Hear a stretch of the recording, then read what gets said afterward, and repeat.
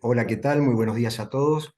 Espero se encuentren bien. Mi nombre es Federico Díez, gerente general de Mega QM. Le doy la bienvenida a este ciclo de teleconferencia que estamos realizando de forma periódica para nuestros inversores. Y en esta oportunidad, en esta ocasión, el objetivo es poder abordar las diferentes incógnitas que tiene el mercado de cara al 2024 en materia política, en materia económica y financiera.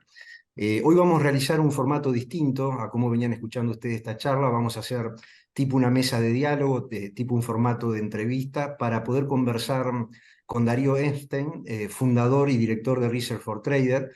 Y como ustedes saben, porque es de público conocimiento, Darío es uno de los principales referentes económicos que está acompañando a Javier Milei en el espacio La Libertad Avanza. Así que para nosotros, Darío, por tu trayectoria y por todo lo que está viviendo, ¿no? Es un placer y un honor tenerte acá charlando hoy con todos nuestros inversores. También me va a estar acompañando Rodrigo Benítez, que lo están viendo ahí por pantalla. Rodrigo es nuestro economista en jefe y el estratega de inversiones de Mega QM. La idea es que Rodrigo también me ayude con la moderación y poder tener un ida y vuelta con Darío. Y también facilitarme para poder transmitir todas las preguntas e inquietudes que nos vayan haciendo llegar los inversores que nos están escuchando del otro lado. Así que bueno, le doy la bienvenida a Darío, bienvenido Rodri. Vamos a estar, la charla de hoy va a durar una hora, así que si les parece arrancamos. Arranco con una pregunta para romper el hielo. Darío, ¿cómo estás viendo esta transición presidencial entre octubre y diciembre en un escenario en donde Argentina posiblemente tengamos un candidato que pueda ser elegido presidente en primera vuelta o si tenemos que ir a un balotaje? ¿Cómo estás viendo ese escenario? Porque va a marcar mucho el inicio del próximo mandato y bueno, nos va a servir como disparador para empezar a hablar del 2024. Buen día, Federico, y buen día, Rodrigo. Che, gracias a Bien. MegaQ por la invitación. Me encanta la gente que apuesta al mercado local y que empuja como ustedes, así que para mí es un honor que me hayan invitado. Buenísimo. A ver, probablemente la pregunta que me hiciste, ustedes tienen una mejor respuesta que la mía. Nosotros Argentina viene en este circuito complicado, no hace un mes, hace varios meses o hace varios años ya. Entonces, toda esta dinámica perversa que tenemos de emitir moneda para financiar un gasto público que es insostenible, que después tenemos que esterilizar con la ELIX y con un déficit fiscal corriendo al 5% anual y con un déficit cuasi fiscal que se come 8 puntos más o algo más de eso, es insostenible. Es un milagro que Massa haya logrado llegar hasta acá. Vamos a hacerlo distinto, porque fue inventando, sacando conejos de la galera, pero realmente yo como analista de mercado y no como asesor del partido, yo te decía, no pasen de diciembre, no pasen de abril. Y creo que todos veíamos lo mismo. O sea, la pregunta es, bueno, llegamos hasta acá, ¿qué sigue? ¿No? Y nosotros, por lo menos ahora sí te hablo ya desde lo que estoy viendo internamente, nosotros tenemos una serie de conceptos que son clave. Nos encantaría poder evitar una hiper. Ese es un concepto clave, porque creemos, hay dos cosas que no queremos hacer. A ver, perdóname, voy de adelante para atrás entonces. Nos imaginamos una Argentina a largo plazo donde la clave es lo que se llama rule of law. Si nosotros logramos en el largo plazo que Argentina tenga predictibilidad, justicia, derecho de propiedad, que se pueda invertir, que se pueda entrar y sacar dinero a voluntad y discreción, entonces cumplimos. Vamos al más corto plazo, porque claramente en el largo plazo hay que hacer una serie de pasos para lograr eso. En el corto plazo, lo que te puedo decir respecto a la transición es, nosotros vamos a respetar los contratos y vamos a honrar las deudas. Cosa que no es menor decirlo tan fuerte a 2 meses de diciembre, ¿no? Porque hay mucha gente que habla de un plan Bonex, habla de una probable hiperinflación. Nosotros no queremos que pase eso porque en los dos escenarios, ya sea en un plan Bonex, terminás afectando al pequeño ahorrista o al ahorro en general. Y lo que vos querés, si querés inversión, que necesitas inversión para crecer, es un sistema financiero sólido. y una hiper te destruye el sistema financiero, además de los ahorristas. Te vas a tener 3 o 4 años para recomponerlo. Y en lo que hace una hiper es la forma de ajuste más perversa para nosotros, porque ataca directo a lo que se llama low income, la gente de menos recursos, que tiene menos posibilidad de defenderse, y te lleva a un nivel de pobreza enorme. Entonces, cualquiera que sea el que le toque trabajar o estar a cargo del gobierno, olvídate, hoy son 3 candidatos, no voy a arriesgar un resultado, va a tener que estar trabajando permanentemente en acción social y cómo cubrir los déficits por la pobreza. Entonces, yo creo que ese escenario no es bueno para nadie, pero menos que menos para Argentina. No sé Perfecto. si contesté la pregunta, o más o Sí. menos. Está claro, nos das una primera línea muy, muy interesante, porque claramente quienes estamos en el mercado, estos dos factores que vos decís, eh, bien ahí, te El, apoyamos el con ese 28, termo. el 28 los quiero ver en la cancha, ¿eh?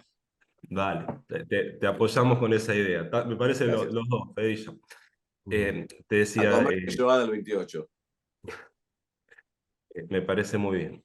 Te decía que no, es muy importante esto que vos definís, que es el objetivo de largo plazo, y empezar a hacer foco en esta transición de cómo llegás a ese objetivo de largo plazo, ¿no? Está claro cuál es el punto donde quieren llegar, y quizás la mayor cantidad de preguntas que tenemos en este momento es cómo son esos pasos que ustedes vienen pensando para empezar a acomodar la economía en esa dirección que están pensando, ¿no? Es un poquito cómo resolvemos esa transición. Quizás hoy la incertidumbre mayor que tenemos todos es cuáles son esas primeras medidas que puedan aparecer en los primeros días de gestión para evitar esa hiperinflación. A ver, uno de los grandes, tenemos varios tombstones o grandes temas de coyuntura que tenemos que atacar. Hay uno que a mí personalmente, no quiere decir que sea al equipo entero, a mí, me, me tiene hace rato pensando, que es el tema de las LELIQs. O sea, yo tengo una teoría o una idea de que necesitamos resolverlo lo antes posible, porque eso es inflación reprimida, y si quiero evitar una hiper necesito ver cómo controlo eso. Y no quiero entrar en el juego ese del espiral positivo, que bueno, que con credibilidad generas demanda de pesos, y con la demanda de pesos vas sacando las LELIQs. No quiero entrar en esa, no sé cómo decirlo sin decir malas palabras, ¿no? Pero en ese voluntarismo fácil. Wishful Eh, thinking en inglés sería, ¿no? Pensar sí, que por todo eso. va a salir bien. Sí, yo estaba pensando en otras palabras, pero la tuya es mucho mejor. Eh, pero, pero sí estoy trabajando fuerte en eso. Necesito interactuar un poquito con Javier, que está abocado al 22 de octubre, eh, y con Nico Pose, que es el que está a cargo de los equipos de trabajo.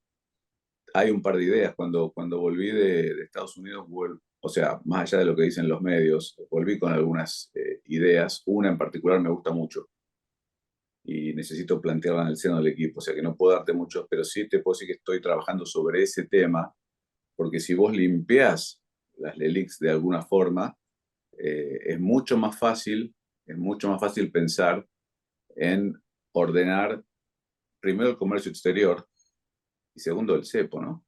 O sea, todo lo que son restricciones a la actividad que te obligan al micromanagement del gobierno, primero que estamos en contra. O sea, lo peor que puede hacer una empresa es tener que pasarse horas llamando a la Secretaría de Comercio porque le aprueban una CIRA, y después de que aprobaron la CIRA, importar y llamar a la aduana porque está trabada la importación, y después llamar al banco porque no le dejan girar. O sea, eso hay que ordenarlo urgente. Ahora, dicho eso, para llegar a ese orden necesita, creo yo, el país, no yo. Necesitamos ordenar todo lo que fue emisión descontrolada y todo lo que es emisión reprimida, que está contenida en las LELIQs que usaron para esterilizar los pesos en la calle, que nadie quiere. Entonces, ese es mi primer tema a nivel personal. El tema, y voy al segundo tema. El tema que para mí es clave también, pero de vuelta, muchas veces hago referencia a mí, porque no siempre, yo soy un asesor junto con Rodríguez y con Roque. El presidente, candidato a presidente, es Javier Milei, quien toma las decisiones es él. nosotros le damos nuestro input, él decide siempre como a él le parezca mejor. ¿Está bien? Pero el otro tema que es clave, y acá creo que tenemos acuerdo con Javier, con Carlos y con Roque y con todos los partidos, es urgente que baje el gasto público, porque el único ancla que podemos tener al principio es un ancla fiscal, no hay otra. No tenemos reservas, no tenemos credibilidad, no tenemos crédito. Entonces el único ancla que podríamos tener es un ancla fiscal y yo creo que urge llevar el déficit fiscal a cero. Hoy tenés 5 puntos, o un poco más o un poco menos, 2,5 de gasto operativo, 2,5 de intereses y cancelación de capital. Eso tiene que ir a cero, urgente. Y en realidad, si pudiéramos llevarlo a superávit, mucho mejor, y cuanto antes mejor. O sea, Javier habla de 15 puntos del PBI, que él explica cómo se llega a eso. Cuanto antes podamos llegar, mucho mejor, pero a eso es lo que hay que focalizarse de entrada. O sea, la reducción del gasto, una reforma del Estado, reducción del gasto, es clave eso. Si no, se va a complicar el camino más adelante. Recién estábamos, me gustó la pregunta de Rodri y tu respuesta, Darío, porque estábamos hablando un poco del exceso de peso de esta inflación reprimida que comentás que tiene la economía y que se traduce en el stock creciente del ELIC. Y diste una mirada de que, bueno, están trabajando en eso.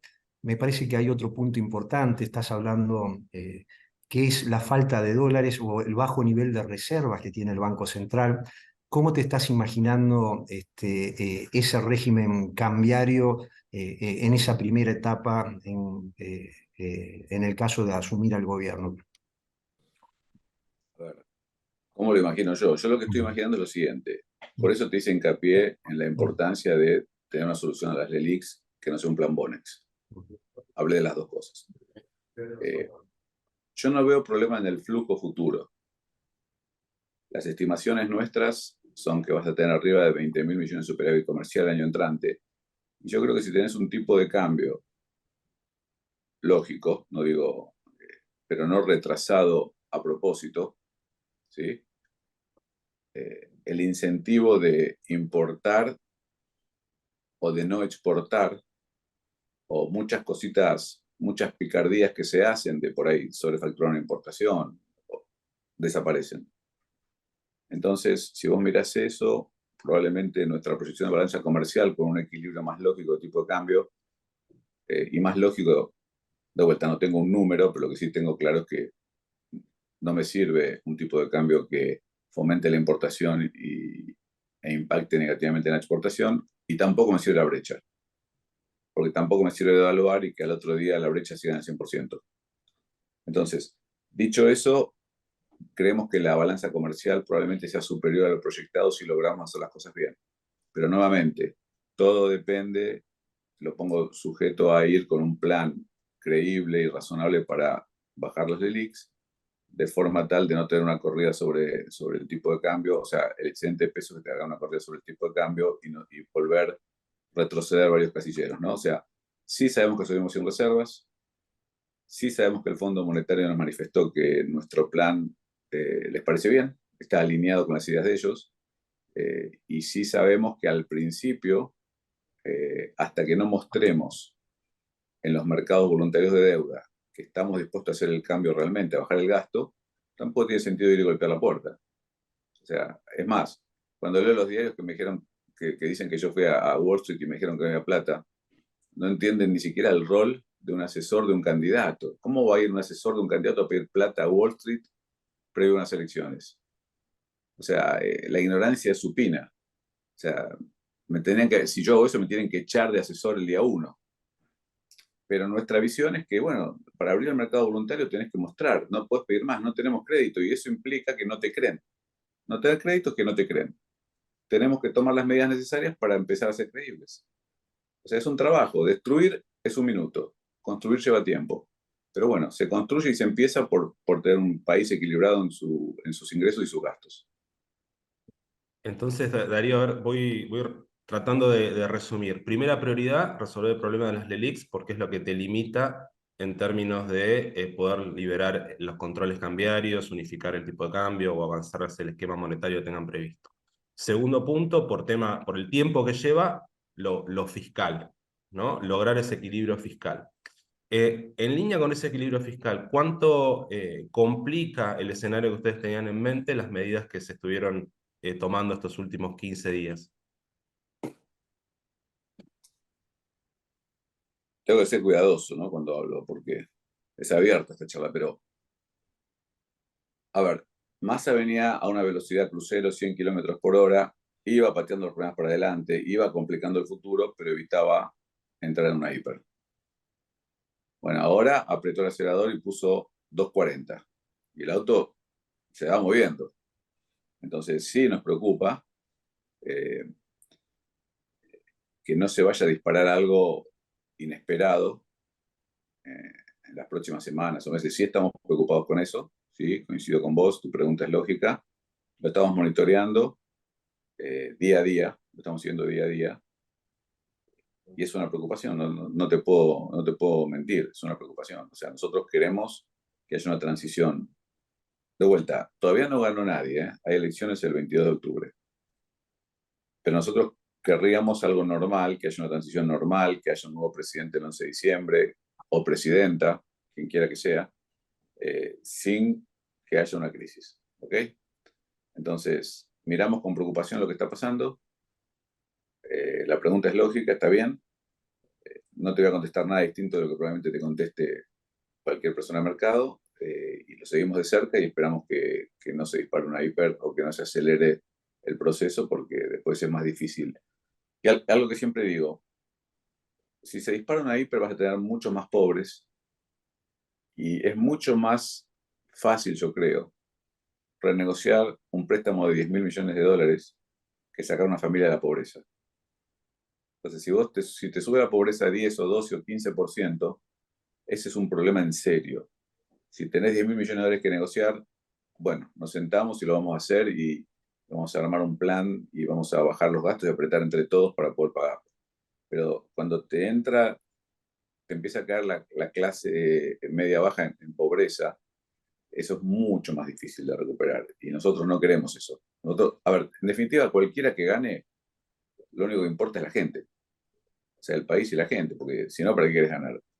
Entonces, cuando muchos dicen, bueno, mejor que la hiper se produzca al gobierno actual, no, que no se produzca a nadie. Evitemos cualquier costo que impacte en la gente de menor recurso, basta. O sea, no hay que pensar egoístamente acá, hay que pensar en el país. Y al país le sirve tratar de que no haya hiper. O sea, ustedes son muy jóvenes, pero yo viví una hiper. Es un desastre. ¿Sí? O sea, tenés gente que cae en la pobreza y se transforma en pobreza estructural después y no sale más. Entonces, si se puede evitar, nosotros vamos a apoyar para evitarlo. ¿No? Para el tema de la inflación, comentaste muy bien el ancla monetaria que están tratando de resolver, que es el tema de la LELIQ, exceso de pesos. A mí me gustaría hacer un doble clic con el tema del gasto público, porque compartimos la idea de ir hacia un equilibrio fiscal en estas condiciones en las que se encuentra Argentina, y ahí queríamos entender un poco cómo te imaginás ese camino, porque eh, eh, hay decisiones que el Poder Ejecutivo puede tomar de manera rápida para dar señales e ir transitando esa baja del gasto público, y después hay otras cosas que requieren tratamiento en el Congreso. Entonces, ¿qué partidas te imaginás que están hoy en capacidad de quien asume el Poder Ejecutivo, como pueden ser los subsidios energéticos, los subsidios sociales, las transferencias a provincias, las obras públicas, las transferencias a empresas privadas? ¿Por dónde te Mira, imaginás que se puede bajar el gasto público para recortar ese 5% de déficit fiscal? vos mencionaste varias cosas. Hay algunas que Ujú. se hacen de forma inmediata y algunas que llevan más tiempo. Muchas de ellas tienen potestad el Poder Ejecutivo, no necesita el Congreso. Tenés un problemita que una gran parte del gasto público no es nacional, sino que es provincial o municipal, donde el Estado Nacional no tiene injerencia. ¿Okay? Entonces, lo que vos ves hoy son que hay muchas provincias que están bien fiscalmente, que tienen enorme cantidad de gasto público y empleados públicos, pero el Estado hoy no tiene la capacidad de actuar, sino de sugerir y coordinar con las provincias. ¿Okay? Dicho eso, eh, Javier ya presentó toda su propuesta de reducción del gasto público, te habla de, primero, la cantidad de transferencias discrecionales que hace el Poder Ejecutivo. Cuando se aprueba el presupuesto 2022, la inflación proyectada para el 2023 fue del 60% en ese presupuesto. Entonces, cuando vos mentís en la inflación proyectada, o cuando, digamos, te equivocás, usamos palabras más suaves, cuando vos te equivocás, resulta que tenés un excedente de recaudación consecuencia de la inflación, y ese excedente, la parte no coparticipable, es libre para que el Poder Ejecutivo disponga de ese dinero, de esa plata. Nosotros no pensamos hacer transferencias discrecionales con esa plata, o sea que ya vas a pisar una parte muy importante del gasto, que puede llegar al 3 o 4% del producto. O sea que el primer año prácticamente lo tenés resuelto. Además, ya se explicó muy bien, vamos a un programa no de PPP, sino de obra pública por iniciativa privada o sea, donde el Estado no va a hacer obra pública, no va a hacer el gasto de la obra pública, sino va a manos de la privada. El año pasado creo que en el presupuesto figuraba 1,8 o algo así. Lo que pasa es que varía porque la obra pública, a ver, cuando el Estado no te paga, genera intereses, multas y hay redeterminaciones de precio, entonces el 1,8 termina siendo mentiroso, porque es mucho más. Pero bueno, suponete que sea 2,5 o 3 puntos el promedio anual, incluyendo multas, intereses y redeterminaciones de precios. Ahí tenés una parte importante que la vamos a cortar de movida. Ojo, respetaremos los contratos existentes. No es que nos vamos a tirar de cabeza, pero ahí ya tenés el complemento. Después tenés un punto prácticamente en jubilación de privilegio. Eso no vamos a dejarlo así. Nos va a llevar más tiempo. Probablemente la batalla sea más jurídica en ese escenario o legislativa y jurídica que del Poder Ejecutivo, porque no tenemos potestad para hacer nada ahí. Pero lo vamos a hacer. Después tenés un 1% que tenés en empresas públicas. Bueno, las empresas públicas vamos a tener que buscar algún mecanismo para que primero, yo creo que yo creo, es mi opinión, ¿no? O sea, de vuelta, habla Darío Epstein ahora. Javier lo que dice es que hay que solucionar ese déficit fiscal. Yo creo que hay que privatizar todo lo que se pueda y lo que no se pueda hay que bajar el déficit. No puede haber empresas con déficit. ¿Okay? Esa es mi opinión. Son más de 30 empresas. Estamos hablando de un punto del PBI, es mucho. ¿Sí? Entonces, y de pronto vas viendo, fíjate cómo ya estamos en varios puntos del PBI. Después tenés un tema que no es menor. Vos tenés hoy 6 millones de empleados privados, 1 millón y pico de monotributistas y casi un número similar, 6 o 7 u 8, según a quien escuches, de trabajadores informales. De vuelta, es muy importante para mí adaptar las leyes laborales a las nuevas formas de trabajo. O sea, no quiero ni decir flexibilización laboral, lo que quiero es un contrato de trabajo moderno. Y nosotros, Javier ya manifestó que él mira el modelo de WOCRA, donde vos vas haciendo un aporte todos los meses y el empleado tiene un seguro de desempleo. Entonces, el día que no hay un trabajo, él va cobrando del fondo de desempleo y tiene su ingreso. Bueno, eso afecta a la mayoría de los trabajos que son temporales, por así decirlo.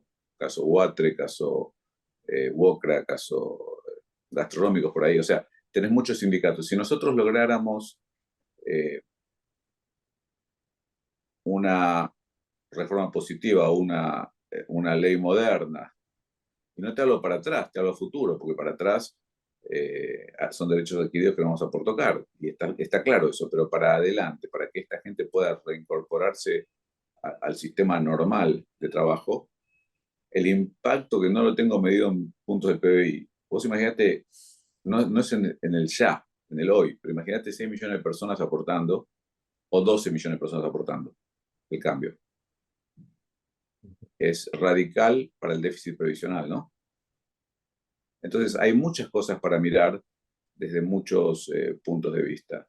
Y después ya entramos en algunos, o sea, estamos hablando ya de, si vos mirás, ya superé el 10% de reducción del gasto o de aumento del ingreso. Si seguís mirando, después entramos en situaciones que son típicas de Argentina, que, de vuelta, te voy a mencionar temas a riesgo de meterme yo en un lío, porque son opiniones personales estas que te voy a mencionar ahora. Tenemos más de 1.200.000 pensionados por discapacidad. Hay gente que no trabaja, que está cobrando, según me informa el secretario de Salud, 275.000 pesos todos los meses. Bueno, no tuvimos una guerra, esto no fue Vietnam, y me parece importante que si tenemos esa cantidad de compatriotas en esa situación, no podemos hacer nada, hay que ayudarlos. Pero estaría bueno un reempadronamiento con responsabilidades para todos los que intervienen, darle los certificados médicos, ¿no? O sea, no al libre albedrío, sino, bueno, sos el médico, así que no puede trabajar, bueno, hacete responsable de lo que decís, ¿no? Después de una auditoría. Pero sí me parece que es importante porque cuando asumieron los K, en el 2003, cuando asumió Néstor, había 80.000 pensiones por discapacidad. Y hoy tenés 1.200.000. ¿Sí?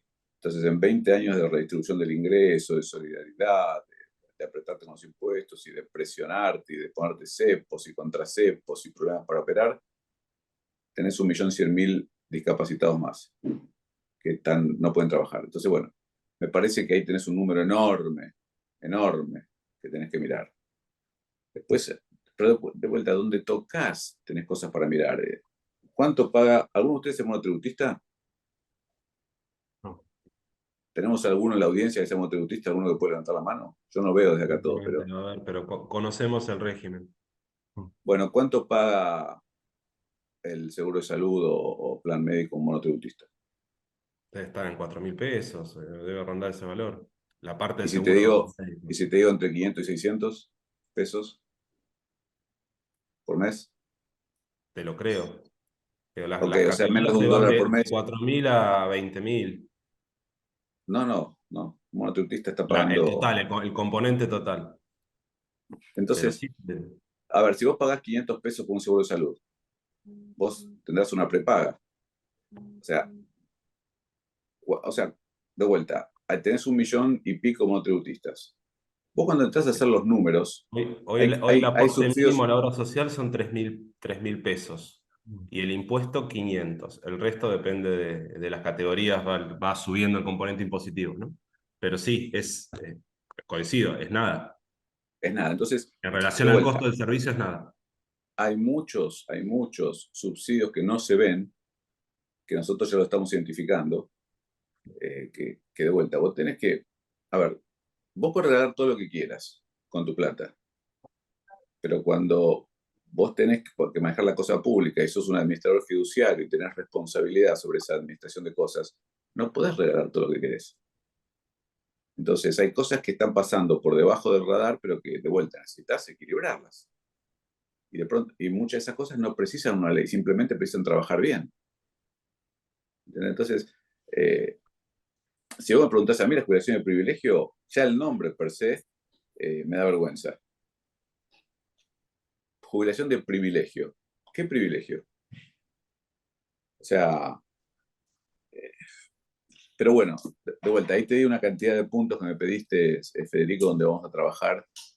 Y sí, claro, cuando hablamos de tarifas, que es el último punto, que es otro tema que nos preocupa mucho, hay un experto en energía que se llama Daniel Herold, que yo hablo mucho con Daniel, y él te dice, ojo Darío, porque si el tipo de cambio pasa de 350 a 500, 600, lo que pase para el comercio exterior, ten en cuenta que muchos de los subsidios que están dando hoy, que los quieren achicar, ¿sí?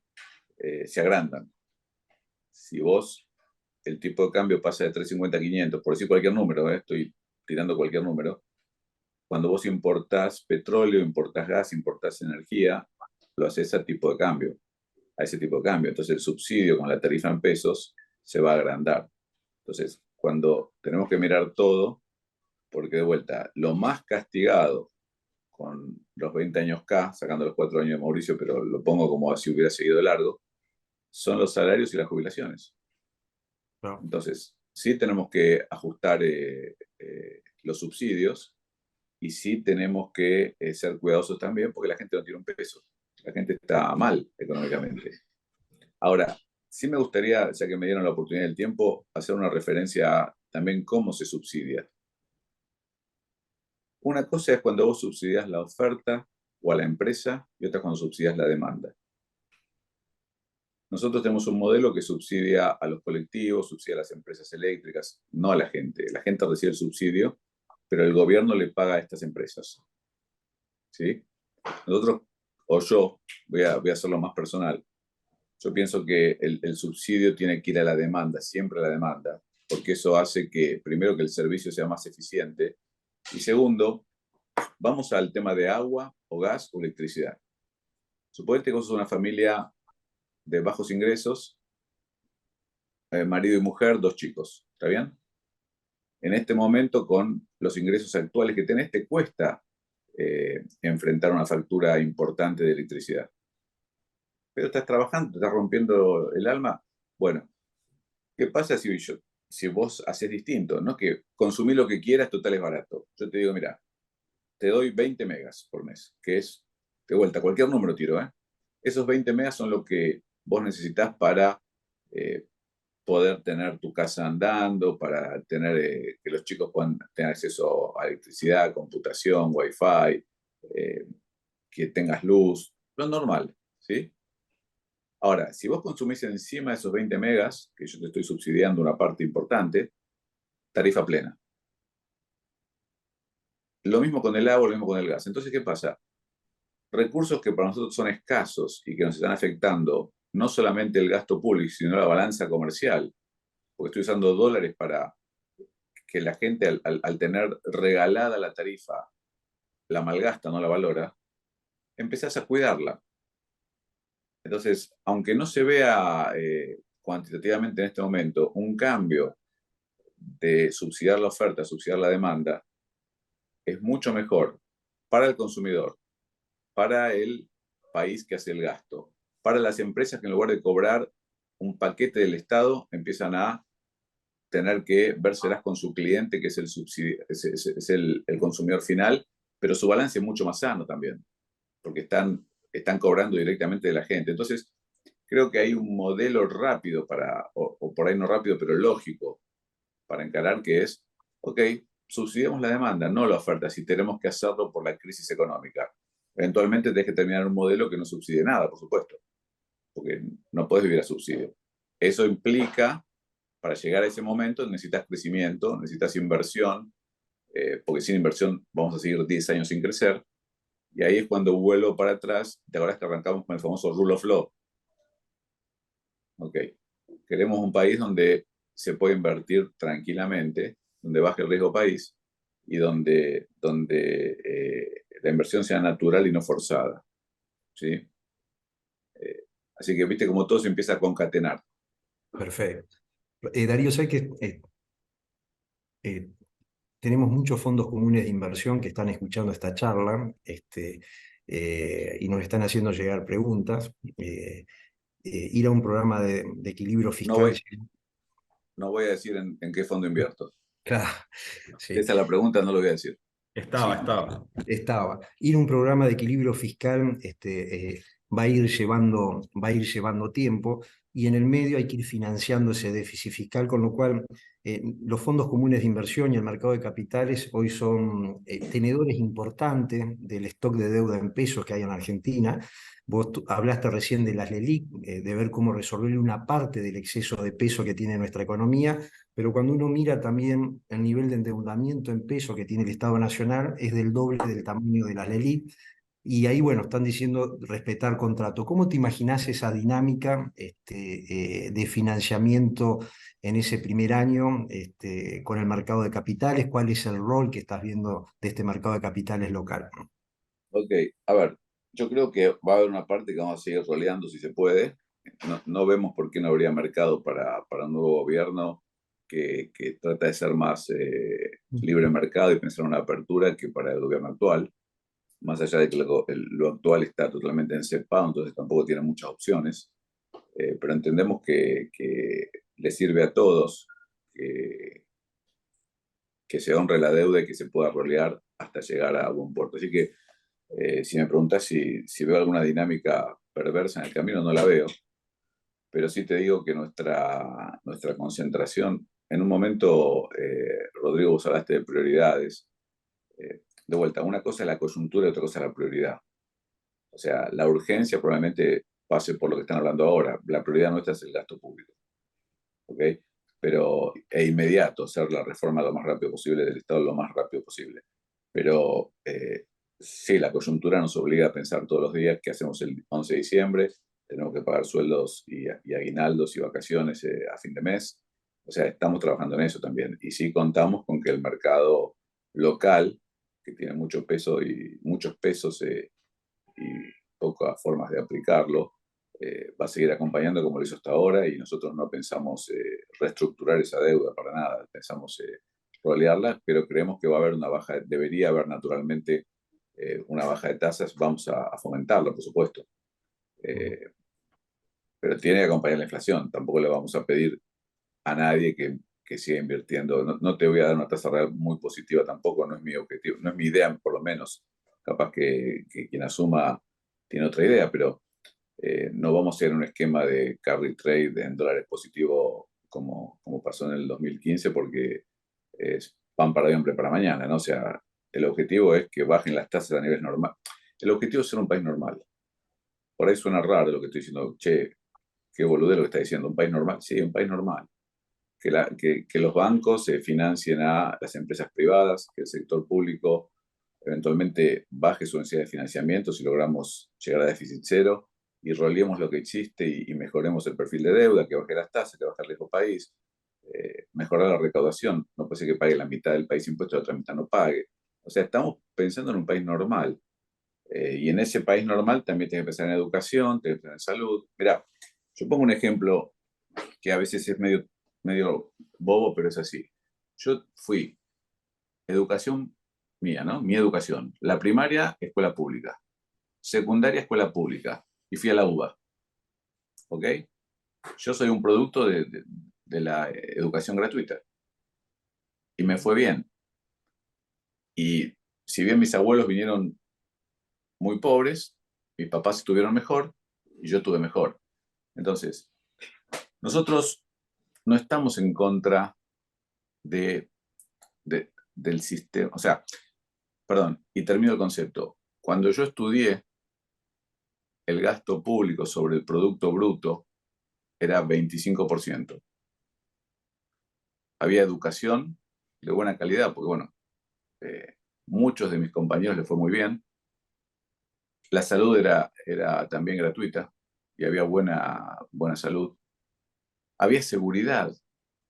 Bueno, ustedes son más chicos, pero vos paseabas por la calle sin problemas, no tenías ninguna dificultad. O sea, con el 25% del gasto sobre el PBI, tenía salud, educación, seguridad, funcionaba, y todos nos quejábamos del nivel de gasto. Era enorme, decíamos, bajen los impuestos. Bueno, ahora tocaste 40 y consecuencia de la licuación que se está produciendo vas a estar alrededor del 35, pero eso va a rebotar. O sea, este fenómeno, cuando lo licuas inflacionariamente, todo este tipo de salarios, etcétera, pensiones, después rebota. O sea, no es que se queda ahí. Entonces, de vuelta, no puedo hacer otra cosa que seguir haciendo hincapié en que haber llevado el gasto público del 25 al 40 tiene consecuencias, que las estamos pagando, y hay que volver a trabajar. Y para ser un país normal no podés tener 40% de gasto sobre el PBI. No hay forma de financiarlo. Argentina no tiene la espalda para tener un gasto tan grande. Y si queremos ser normales, tenemos que ser normales. Perdón, y entonces, respondiendo a tu pregunta, esperamos cada vez tener menos necesidad de financiar o rolear la deuda en pesos, ¿sí? Y sí contamos que el mercado de capitales doméstico nos va a acompañar. No vemos por qué no lo haría si lo hicieron en los últimos 4 años. Y de vuelta, sin sorpresas, ¿no? O sea, sin licuaciones violentas, ni sin plambones, ni sin locuras.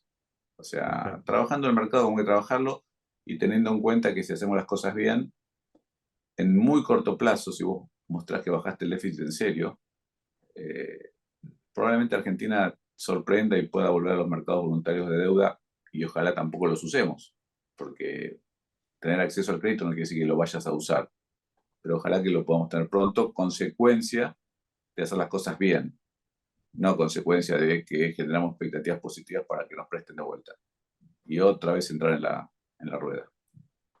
Bueno, tomando un poco esto que acabas de mencionar, nosotros entendemos que cualquier programa económico que busque el ordenamiento y la estabilidad, puede tener una estabilidad en el primer año, una estabilidad exitosa, o puede encontrarse que cuando pasa de las ideas a la realidad, encontrarse con una estabilidad fallida.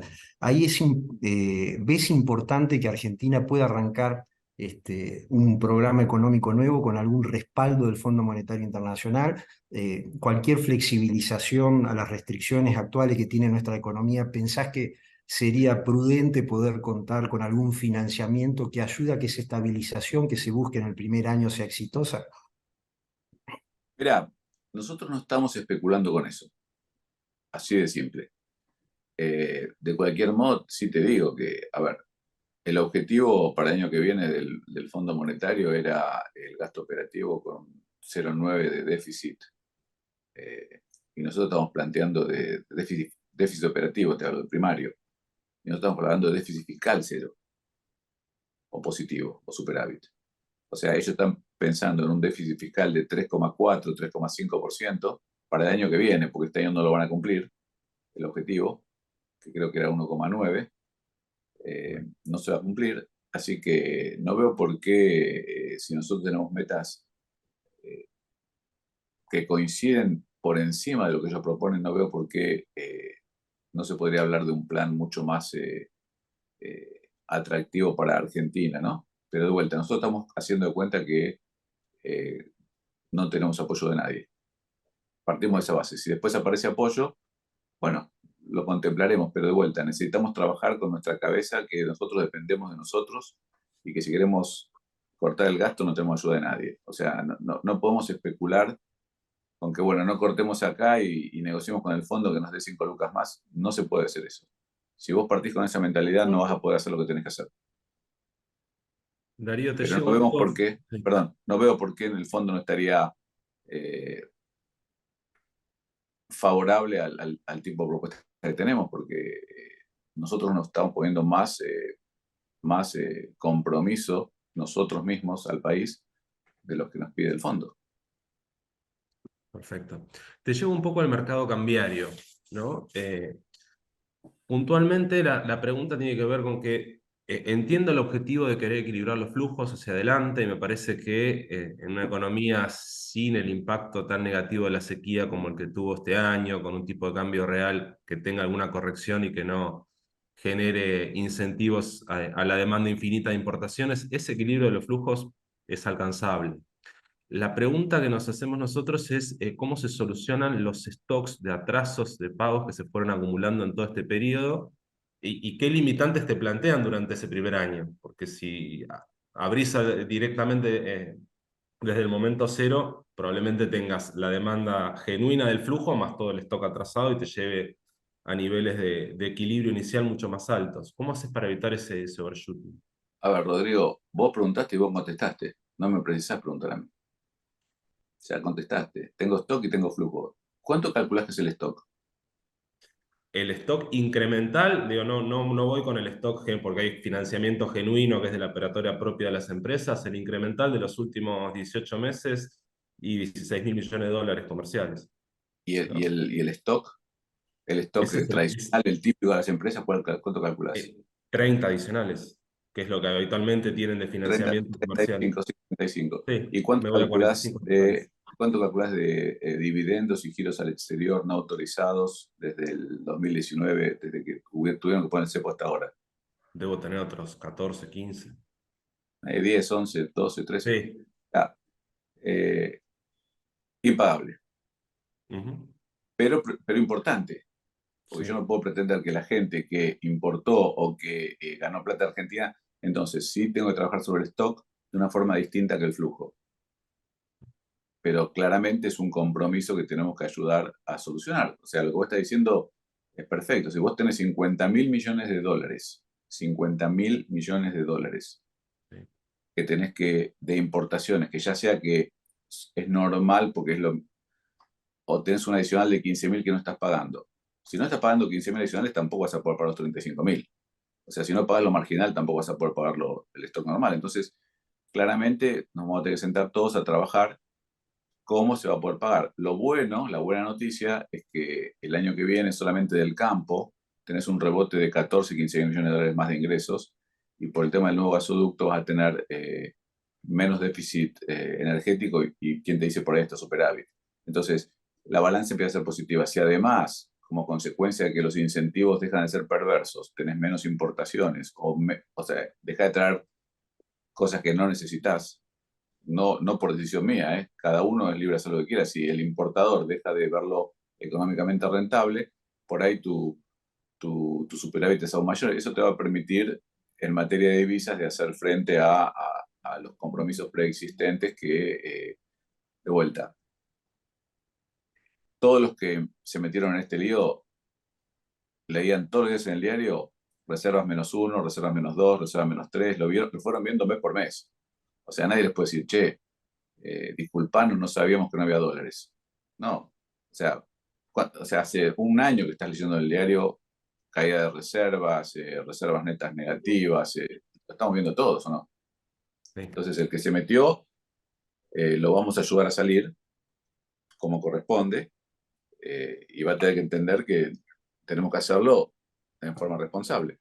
No podemos volcar el país o generar una corrida como consecuencia de un stock que existe y que vamos a honrar, pero en los tiempos que podamos. Eso es importante, bueno, nos ayuda a pensar en niveles de equilibrio del tipo de cambio para el año próximo más bajo, ¿no? Más allá de las soluciones, es entender cuáles son los riesgos de espiralización que vos planteabas y los niveles de overshooting que se pueden estar dando.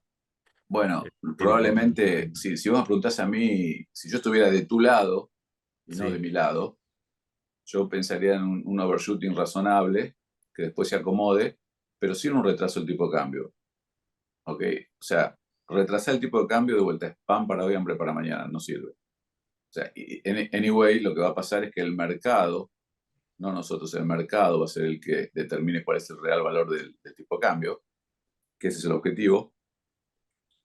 Y si somos exitosos, tenemos el problema de un gran ingreso de dólares, ¿no? Pero bueno, ahí ya estamos revirtiendo. Esperemos para ese capítulo. No es el momento. perfecto. Dentro de las medidas que estás planteando, tenés objetivos de mediano plazo, vas a tener la necesidad de implementar algunas cosas que se resuelven directos desde el Poder Ejecutivo, ¿no? El equipo económico que asuma va a tener esa responsabilidad. Hay otras que requieren un paso por el Congreso, ¿no? Con una elección, no sabemos los resultados, como bien decís, pero que probablemente esté disputada y que quede un Congreso bastante dividido, ¿no? ¿Cómo se construyen las mayorías para ir superando esos desafíos? Porque hay cosas que vas a poder implementar de manera directa, hay cosas que se pueden implementar de manera directa y otras que van a requerir negociación. ¿Cómo se están imaginando ese proceso?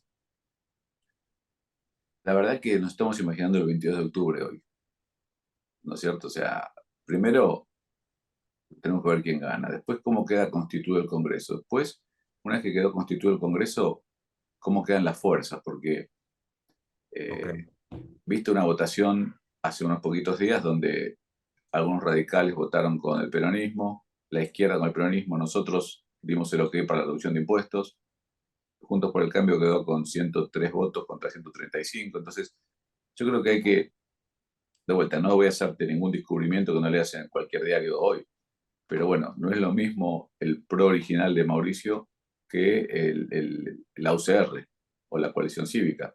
Claramente tienen formas de pensar distintas y de encarar el cambio distinto. Entonces, vamos a ver qué pasa con eso cuando estén en el Congreso, si siguen votando como una sola unidad o según el tema votan distinto y lo mismo va a pasar con el PJ, ¿no? ¿Qué va a pasar es lo mismo la cámpora, los K que el PJ tradicional y cómo se va a repartir? O sea, creo que tenemos que ir creo que no hay que ponerse ansioso, hay que esperar un poco. Sí está claro que ninguna fuerza va a tener mayoría, eso está claro.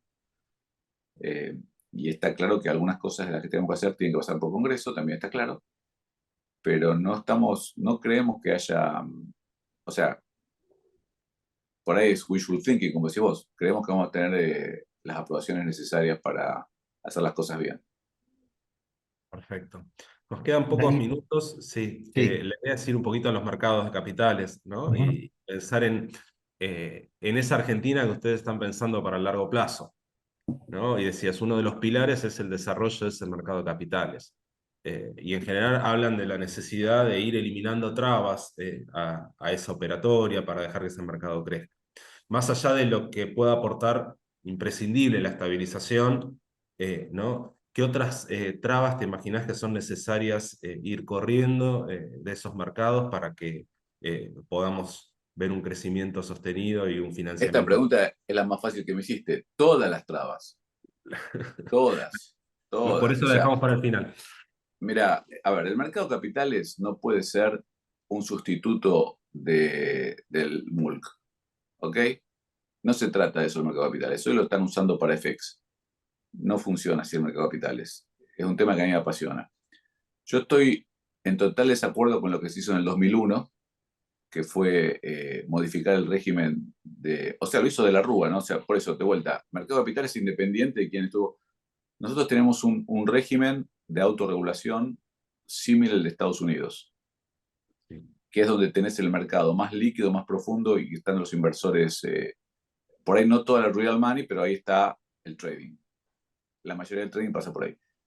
Y se movieron a un esquema de copiar el modelo inglés del FASB, totalmente en contra. Después vino el 2012 con la reforma de los CAC, que fue absolutamente horrible para el desarrollo del mercado de capitales. Eh, yo, si tuviera que hacer una reforma del mercado, volvería a una autorregulación. O sea, probablemente muchos de los que me escuchen se van a horrorizar porque vos tenés algo que está estructurado ya. Y no quiero tanto de vuelta. Los chicos por ahí son jóvenes, pero tuvimos un momento donde teníamos IPOs y teníamos, emitíamos deuda y había fideicomisos de consumo, bueno, como ahora también los hay. Había todo tipo de productos eh, que financiaban, porque en definitiva el mercado lo que hace es desintermedia los bancos, junta a las empresas privadas, o a veces sector público también, y al inversor, de una forma que ganan los dos y el ahorro sigue creciendo. O sea, de vuelta, estás pensando en ahorro y estás pensando en financiación de inversión. Hoy las dos cosas son casi inexistentes en Argentina. Entonces tenemos que ir a un modelo de mercado sin estas trabas, pero de vuelta es parte de un ciclo virtuoso, ¿no? Vos vas a hacer un modelo para financiar empresas privadas que quieren financiamiento para invertir en el país como consecuencia de que hiciste los cambios anteriores. Pero hay un tema que a mí, yo siempre lo dije y nunca me dan bola, y lo hablé con la bolsa, lo hablé con los mercados, lo hablé con todos. Y esto por ahí se van a divertir. Un punto que yo digo es el siguiente.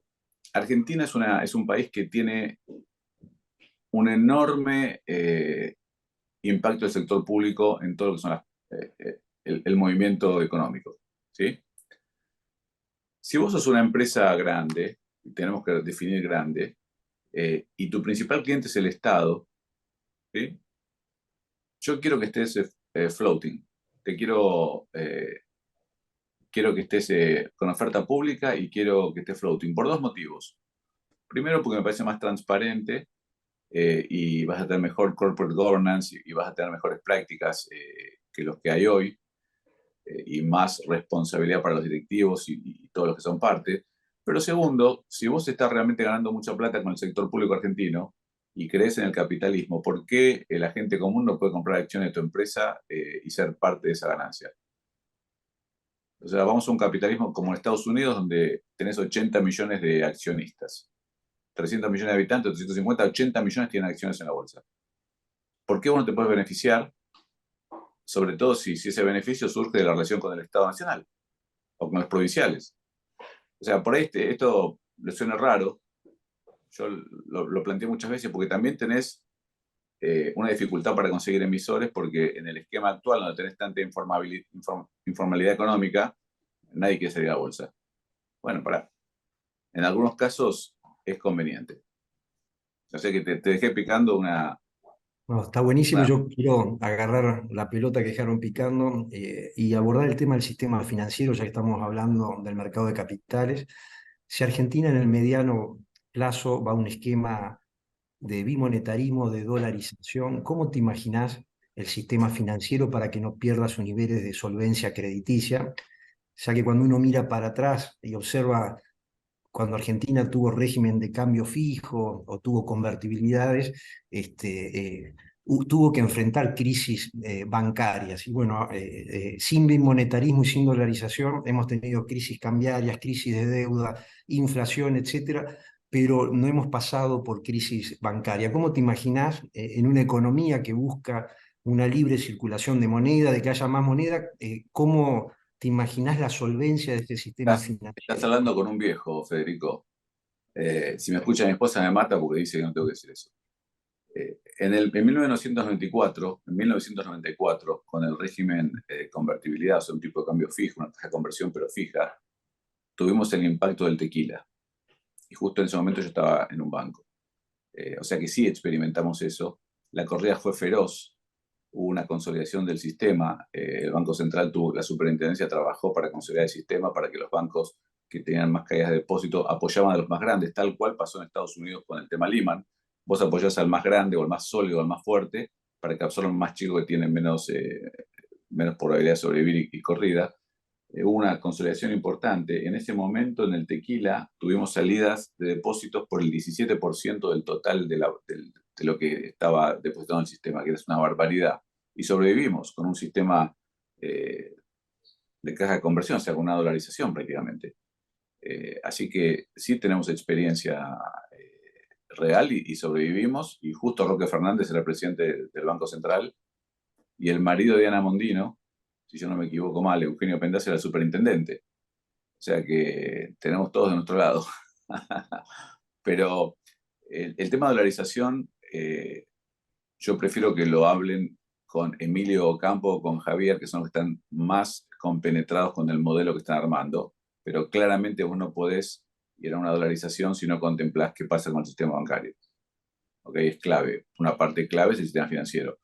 Yo personalmente creo que las valuaciones de los bancos y el acceso a crédito de largo plazo y el acceso a crédito razonable de largo plazo es mucho más fácil con una moneda estable.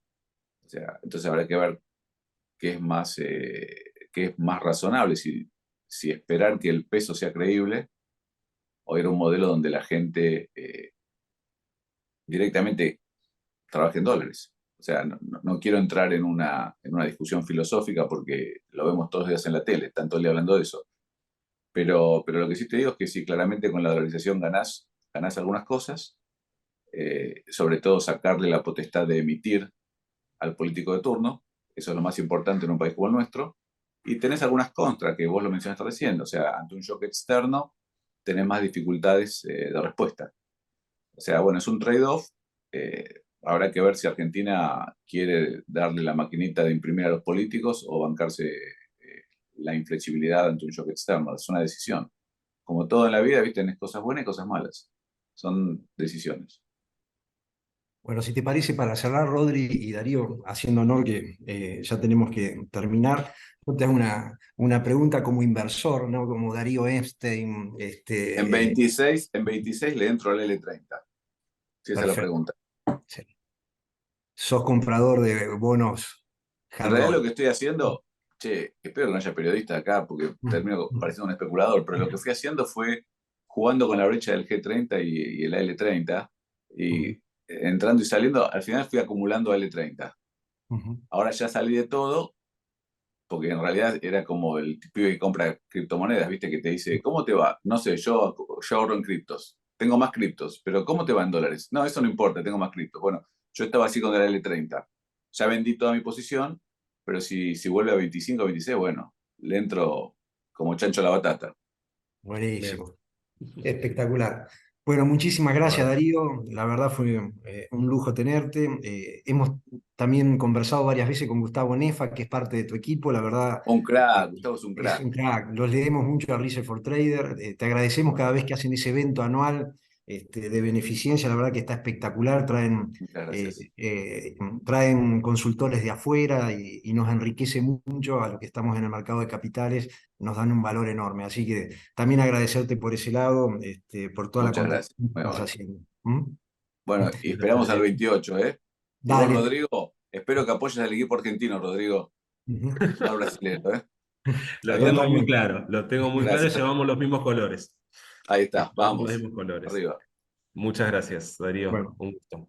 Gracias a un ustedes. Hasta placer. luego. Muchas gracias a todos por Adiós. Hasta sumarse. luego. Abrazo grande.